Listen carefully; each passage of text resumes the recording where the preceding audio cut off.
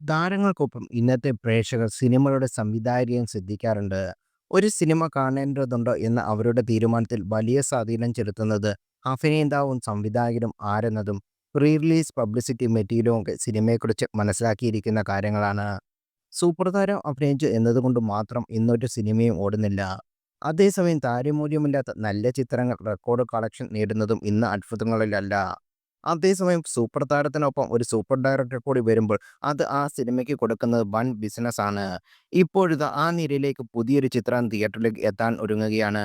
രജനികാന്ത് നായകനാക്കി ലോകേഷ് കനകരാജ് സംവിധാനം ചെയ്യുന്ന കൂലിയാണ് ചിത്രം. വിക്രത്തിനും ലിയോയ്ക്കും ശേഷമുള്ള ലോകേഷ് കനകരാജ് ചിത്രം എന്നതും ലോകേഷിന്റെ സംവിധാനത്തിൽ രജനികാന്ത് ആദ്യമായി അഭിനയിക്കുന്ന ചിത്രം എന്നതുകൊണ്ടാണ് കൂലി UPS കാണികൾ എത്രത്തോളം ആവേശത്തോടാണ് ഈ ചിത്രത്തിനായി കാത്തിരിക്കുന്നത് എന്നത് തെളിവാണ്.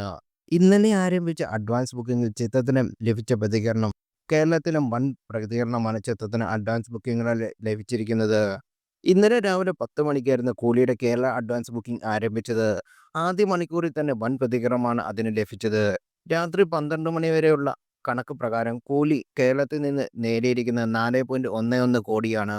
മികച്ച സംഖ്യയാണിത്. കേരളത്തിൽ ഓപ്പണിംഗ് റെക്കോർഡിട്ട 2 ചിത്രങ്ങൾ എമ്പുരാനും ലിയോയും ആദ്യ ദിന അഡ്വാൻസ് ബുക്കിംഗ് കണക്കാക്കിയുള്ള താരതമ്യം ചെയ്താൽ അതിങ്ങനെയാണ്.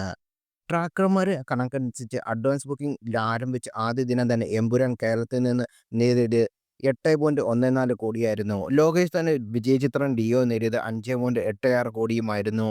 ലൂസിഫറിന്റെ സീക്വൽ എന്നതിനാൽ എമ്പുരാന് ഹൈപ്പ് ഉയർത്തിയെങ്കിൽ LCUവിന്റെ ഭാഗമായി വരുന്ന വിജയചിത്രം എന്നതായിരുന്നു ലിയോയുടെ ഹൈപ്പ്. അതേസമയം റിലീസ് ദിനത്തിൽ കേരളത്തിൽ നിന്ന് എമ്പുരാൻ ആകെ നേടിയത് 14 കോടിയായിരുന്നു. ലിയോ 12 കോടിയും. റിലീസിന് ഇനി 5 ദിവസം അവശേഷിക്കുന്നു എന്നതിന് കൂലിയുടെ ഫൈനൽ അഡ്വാൻസ് കളക്ഷൻ എവിടെ വരെ എത്തുന്നു എന്നതിൽ പ്രവചനീയമാണ്. അതുപോലെ തന്നെ ഓപ്പണിംഗ് കളക്ഷനും പുലർച്ചെ 6 മണിക്ക് ആരംഭിക്കുന്ന ആദ്യ ഷോയിൽ പോസിറ്റീവ് അഭിപ്രായം ലഭിക്കുന്ന പക്ഷം ചിത്രം വൻ ഇനിഷ്യൽ നേടുമെന്ന കാര്യത്തിൽ തർക്കവുമില്ല.